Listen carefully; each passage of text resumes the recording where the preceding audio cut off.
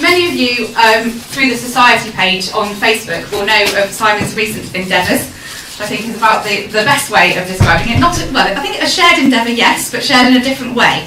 Simon's just returned from walking the Frontline Walk. He's raised how much now, Simon? 4,000? Nearly £4,500 for the ABF Soldiers Charity, which is amazing. I know, a fantastic experience, and I've been dying to see this character, not Simon, this character in person. Can I touch? This was knitted by your mum. My mum, yeah. And so Tommy actually travelled the Frontline Walk with Simon and his colleagues who went with him. So I know he's going to talk a little bit about that, so I'm not going to spoil too much, but I'm sure you'll join me in welcoming Simon to speak to us today about the story behind the names. Thank you very much, and can everybody hear me? Yeah? Okay. Firstly, I just need to make an apology to the eagle-eyed people that have picked up on it, that I do actually own more than one shirt, because the shirt that I'm wearing today, and I hadn't realised it was the same one, so I could say it was planned, but it wasn't. I'm going to talk a little bit about my research that I've done into names on war memorials. It's not related specifically to my one-place study, but I hope you'll be interested in hearing about how I've done it and the books that I've produced. And also a thank you to Kate, who I think has gone now, because Kate actually ended her talk with a picture of the Aldeburgh War Memorial, and the Aldeburgh War Memorial is actually one of the war memorials that I've studied the World War I names on. So without actually knowing it, the talk before lunch links to what I'm going to talk about this afternoon. I've actually produced 3 books about names on war memorials, and I actually never set out to do any of them.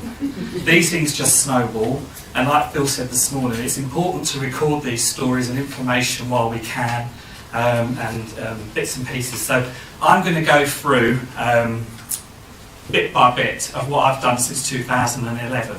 And I'm quite happy to take questions at the end on any bits and pieces. Apologies again if some of the resources and things that I've used you've already heard about today. So I'm going to talk about researching the men and women whose names are remembered on war memorials. Where did they live, what were their jobs, and how, why, and when did they die? So I actually launched my Framlingham War Memorial book in 2011. I was actually doing a genealogy course in 2011, and one of the projects was to do a project of community value, and I actually picked 10 names from World War I off the War Memorial to study for my genealogy project.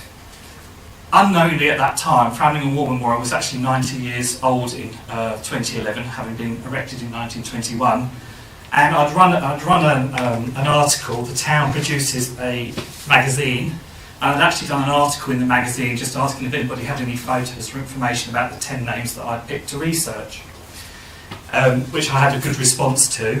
But the town council actually picked up on the research that I was doing into the 10 names. So this was in the March-April of 2011. And knowing that the memorial was going to be 90 years old that year, they asked if I would research 67 names to produce a book by Remembrance Weekend in that November. I've never done anything like that before, but I knew from the interest I'd already found in the 10 names that I was researching that I'd be up for the challenge. So never having produced a book, never having done anything like that. But I decided in those early stages, I said that I would take on the commitment to do the project. After the costs of the book and everything, I would donate any profits to the Royal British Legion so that I wouldn't benefit personally from the research into those names and the men in Framlingham who'd sacrificed so much for the town. So first of all, I looked into the War Memorial and trying to find information about the unveiling in 1921. And again, using town museum and archives, was able to find a photograph of the memorial actually being unveiled.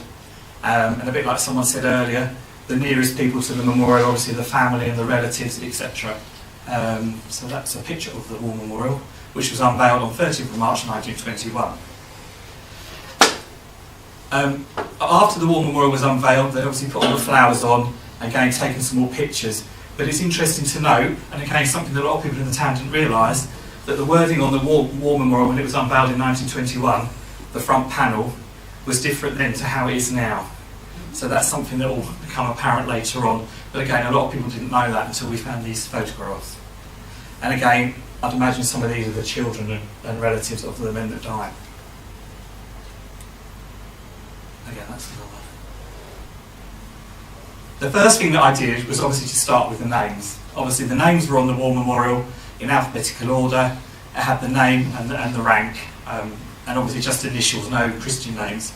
So I took all those names and listed them down. But what I wanted to do is obviously the impact on the community. Again, like Kate said earlier, if you look at the number of men that died in small places and look at the population and try and work out the percentages, you get an idea of the impact on the town. But one of the things I wanted to do is, using the Commonwealth War Graves website, is to find out the actual dates that the men had died. So as you can see, the first first 6 all died July, August 1916. So straight away I started to think, well, those messages were coming back to Framlingham. A young man had died, but suddenly you're thinking, well, there's 6 died within the space of a few weeks. So those messages are coming back to a small town, and then using the census to try to pinpoint where the families lived on the census. And then you then got an idea that obviously the families were hearing about their own sons, but their neighbours and the next street and whatever. And suddenly, just from looking at a list of names on the war memorial, putting them in that date order just gave it a totally different significance. And you could also obviously relate it back to the Battle of the Somme 1916. So again, that started off my research. And again, I've listed on there the ages. These were the first 10 that I did for my project, and they're all from the Suffolk regiment. So that gave it some context that I could actually look at the dates that they died. I then spent a couple of days in the Suffolk Records office in Ipswich, because back in the early 1900s, Framlingham actually produced a weekly newspaper. So it was the Framlingham Weekly News. And again, I think someone mentioned this earlier, the local papers contained so much information about the men that died, the men that were serving. So I was able to gain a lot of information. So I've just...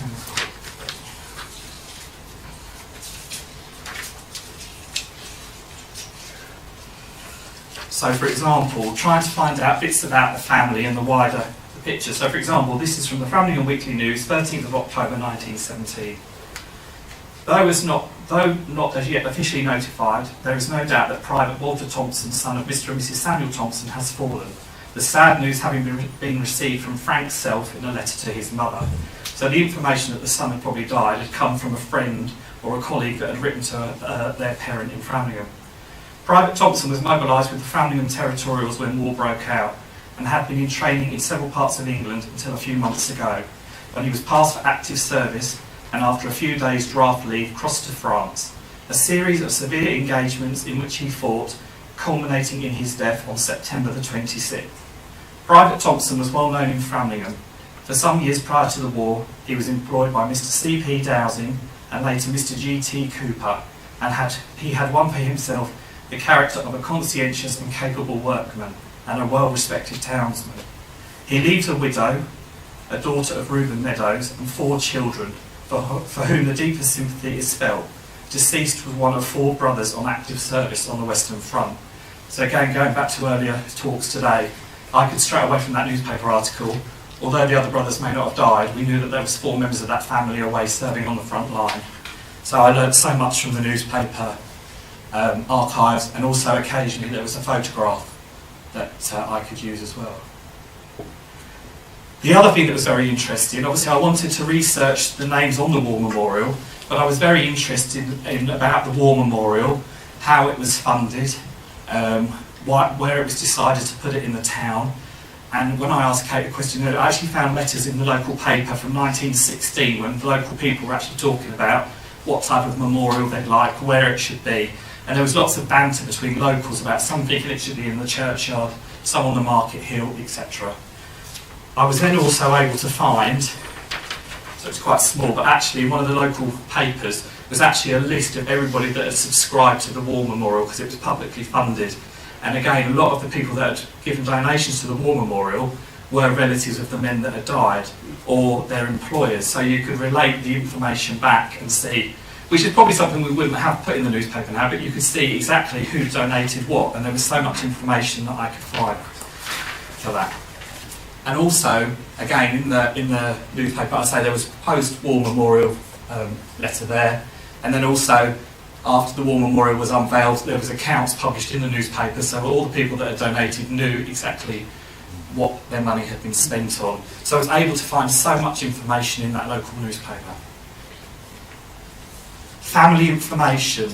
Again, using the local town magazine, local newspapers, the Suffolk Roots Family History magazine, I placed out lots of articles saying that I was looking for information about the names that I was researching. And again, so many people had photographs, information, memoriam cards and things tucked away in drawers. So suddenly I was inundated with emails and phone calls to actually go and visit these people, a lot of them quite elderly, that actually had so much information that they could share with me. And again, they were very interested and keen, in 2011, even more so now, that their relatives were going to be remembered in this way in a book for the town. Family photos. Again, people had family photographs that they were able to share with me. They were treasured photos that they had kept all those years. Some had personal messages written on the bottom. I don't think you can quite read the date on that, but that's dated November 1916. And again, I was able to get copies of these photographs to put into my Framlingham World War I book. Some people actually had photographs of regiments and battalions and group photographs, and again they were able to share those with me. Family keepsakes. Wedding photographs, obviously getting married in that time, they were married in uniform, and I went to see another elderly gentleman who actually had a pocket watch, one of the men that had been killed in Framlingham. This man had the same initials as a soldier that was killed, and the soldier's father had passed it on to this other person in Framlingham that had the same initials. So this pocket watch, I was actually able to hold this pocket watch that had belonged to one of the soldiers that had been killed in World War I. And he said to me, you probably won't be interested, but to actually hold something that belonged to someone that was killed was an amazing experience. So again, it was all things that people had tucked away and information that they could share.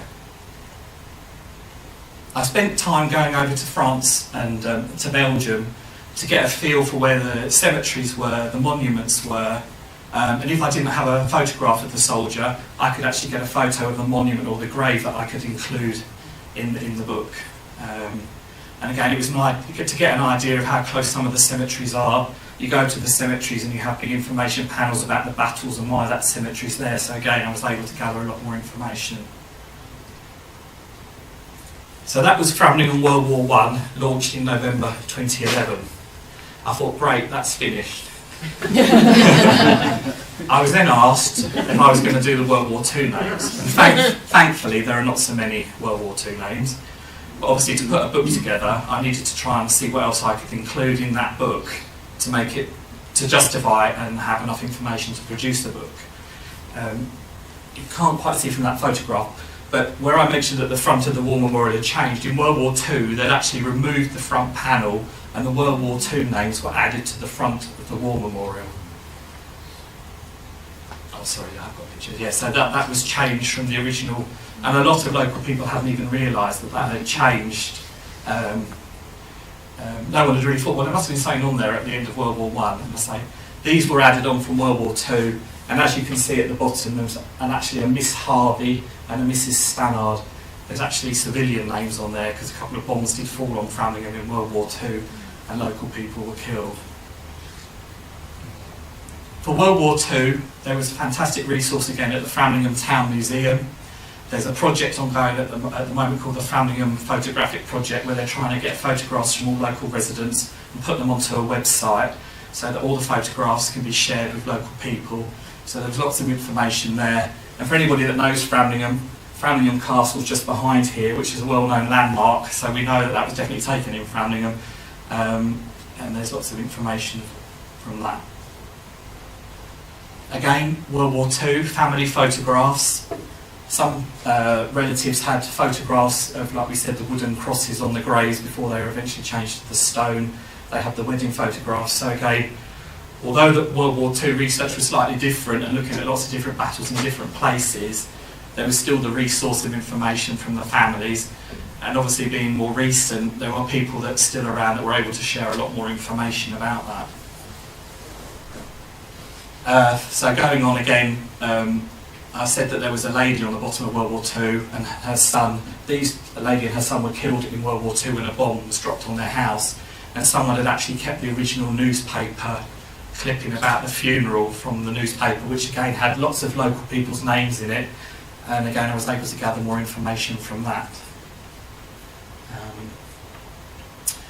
I also, again, did articles in the local town magazine, and there was a gentleman who contacted me in Framlingham who's in his 90s, who'd actually been a prisoner in Burma, and he wanted to have a chat with me. So I went to see him, and he got very emotional, and I said, please don't talk about it. He wanted to talk about it, but he actually had, his mother had kept letters that he'd actually sent back when he was a prisoner, and he'd actually got those. Obviously when his mother had died, he'd kept those. So there was, again, original things that had been sent back that I could hold and see, which again was an amazing experience. And like you see the address at the top, number 2, POW Camp, Thailand. Family letters. There was another gentleman killed in World War II, and his family had kept the original airmail letter that was sent back to his mother that had contained the information when he died. And so people just get these out of the drawer and say, I don't know if you'll be interested in this, we've got this, and they don't realise how amazing it is to see those things. So again, I was able to take photographs of that. Being World War II, thankfully there weren't so many names, so I wanted to include other things in the booklet. My one-place study does link in slightly here. My one-place study is a village called Parham, just outside Framlingham in Suffolk, and in World War II there was a large American air base there. So obviously the Americans coming into a small village near Framlingham had a big impact on the community. I've actually got relatives in my family that married GIs and went off to America, so there was lots of information and stories I could put in. And there was instances where planes had crashed coming back into the airfield at Parham, so I was able to include other stories and information in the book of what was going on in and around the town at the time. In the Parham church, there's actually a memorial to an air crew. A plane crashed on Parham on the 27th of December 1944. I took those names and I went on to Ancestry to see if anybody had those names in their family trees on Ancestry. A couple of them appeared and I sent messages and said, there's a memorial in a church in Suffolk. I had information back. Some of the people in America didn't even know there was a memorial in the church, and they were able to send photographs and information, again, which I could add to the book. I also went to the American Cemetery at Cambridge, which had a really useful resource centre, and was able to see some of the headstones in Cambridge linked to that crash in Parham, and again was able to get photographs and extra information to add into the book. And that is a beautiful cemetery to go to just outside Cambridge in Madingley. So that was Framlingham World War I, Framlingham World War II, so that was 2011, 2012. Finished, great. I was actually contacted just as I was finishing the Framlingham World War II. A lady from Aldeburgh in Suffolk. Her husband, Michael Good, was a mayor of Aldeburgh, and he'd done a lot of the military research into the World War I names on the Aldeburgh War Memorial. Very sadly, he's now got full-blown Alzheimer's. But his wife was in the garage a couple of years ago and found this massive box of research that he'd done. She was thinking, what can I do with that? Again, like Phil said earlier, that information could just be lost because she could have just thought, well, I can't do anything with it. She contacted a couple of organisations that hadn't got the capacity or weren't really that interested, and she happened to see something in the newspaper about my World War II book and contacted me and said, if I gave you this box of information, would you be interested in doing the census records and the family stories to put together to produce a book as a tribute to him? I was a bit wary of taking it on. Framlingham, I grew up in Framlingham, I know lots of the family names, so I felt quite strongly that I could do the Framlingham book. Aldeburgh, I know Aldeburgh is on the coast, but I don't know the town so well, I don't know the family names, but I thought I'll give it a go. So one of the things that I tried to do is to get an idea of Aldeburgh through the years, and I'm a great collector of old postcards. And Aldeburgh, obviously with the beach and the bathing huts, straight away when I started to look at the names on the war memorial from World War I, the links to the Navy, because fishermen went off to the Navy, etc., there was a lot of sea links, so I tried to build up a picture of what the town had looked like through the years. And I also wanted to get an idea I know Kate mentioned this morning, showed a modern picture of the War Memorial, but just to get an idea of different shots of how the War Memorial had been through the year, where it had been decided to place it. I knew that there had been a memorial put in the church during the war, but again I was interested in finding out about the background of the memorial. And I was also able to find, again from the Aldeburgh Museum, the unveiling photograph from 2nd of January 1921, which again is an amazing photograph. So I was able to include that. Again, trawling the eBay and the internet for old postcards, I was able to find this old postcard of Aldeburgh War Memorial.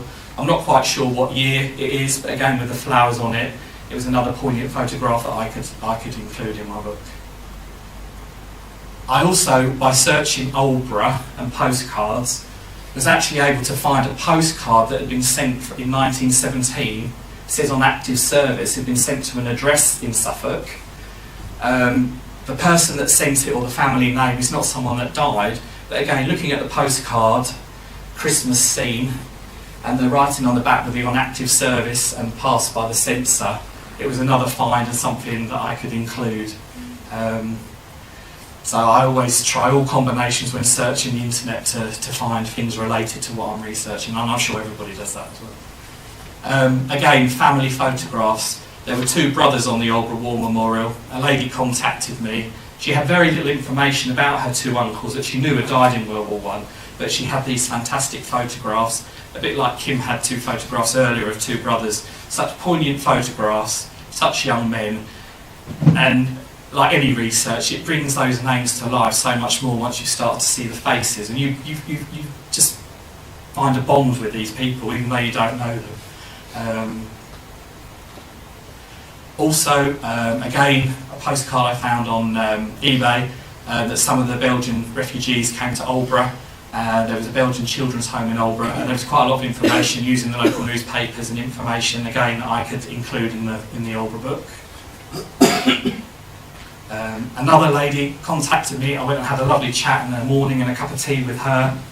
She had a photograph of her grandfather and the penny or the plaque with his name on it, again, which had been mounted on wood and was a prized possession in the home. And again, the comment, I don't know if you'll be interested, but of course we are interested.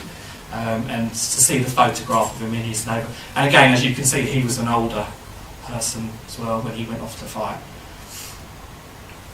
These are two of the younger boys, again, that photographs that people sent me, as contrast to the photograph before.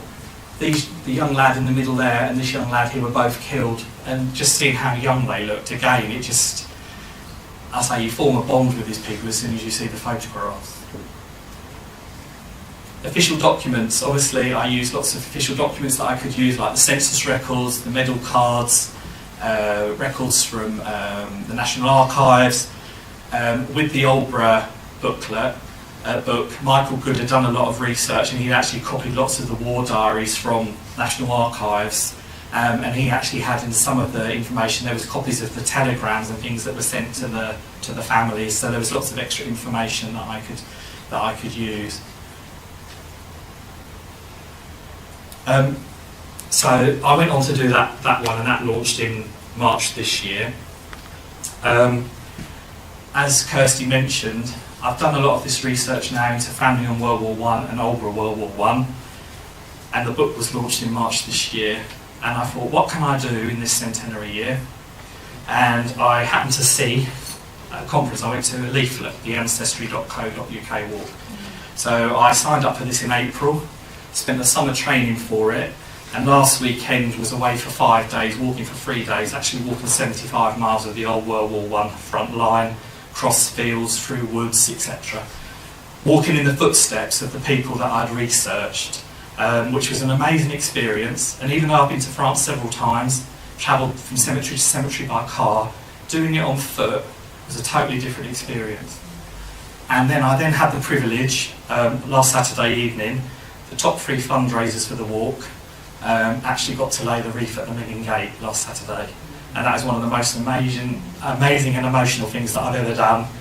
And that for me is my tribute to those men that I've researched in those books. So thank you very much. And then generation to generation, we must pass on this information. so that the young people know of it. Thank you very much.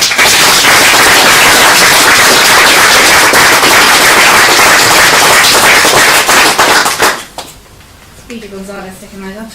I think that's the message that actually every single speaker so far has said. We must pass it on. It's obviously something that we need to be considering more, because I think a lot of people kind of hold on to everything. So good messages there. Any questions? I'm sure loads. So Simon. Oh. I'm going to try to go then. Yeah. How were your books funded? I self-funded. Oh, well, these 2 books I actually self-funded. I've got a really good contact, a friend who's a printer, so he was able to do me a really good deal on the printing.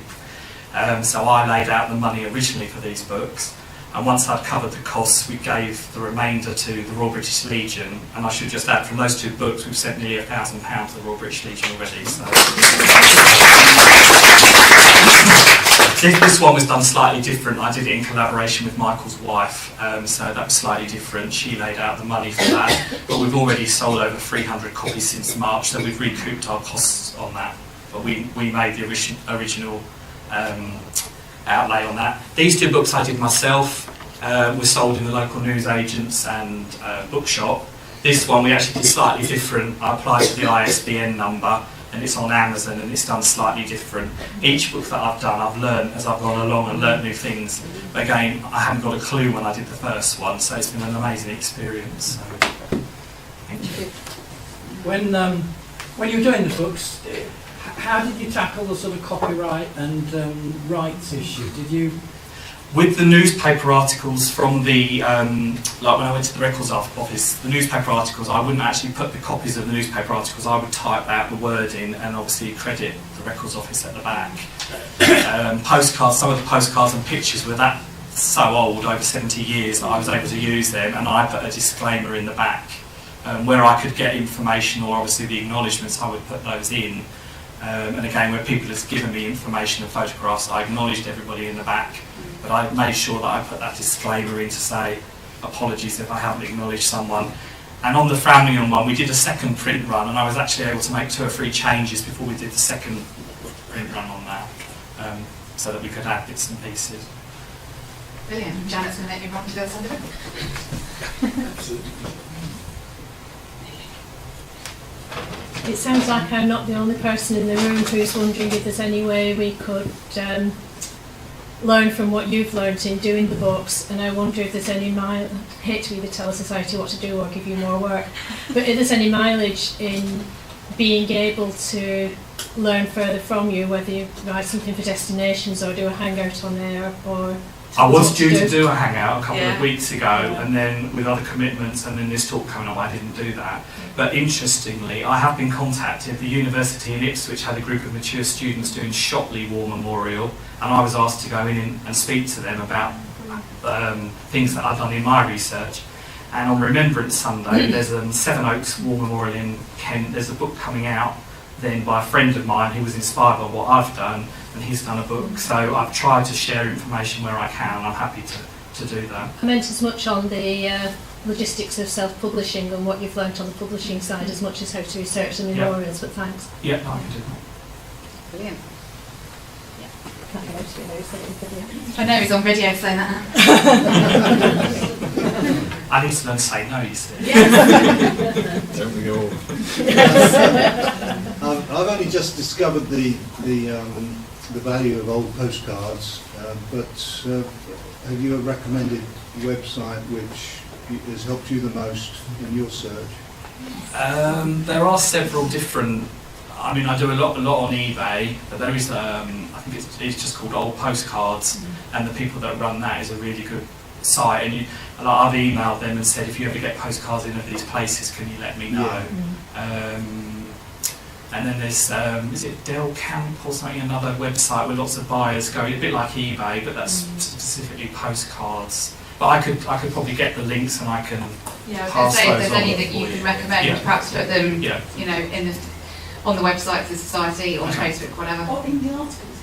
Or in the article that you're going to do, or on the hangout on air that you're going to do, or I'm sure it was yes to both of those. How cheeky Any other questions for Simon? No? All right. Well, thank you very much, Simon. That was absolutely fantastic.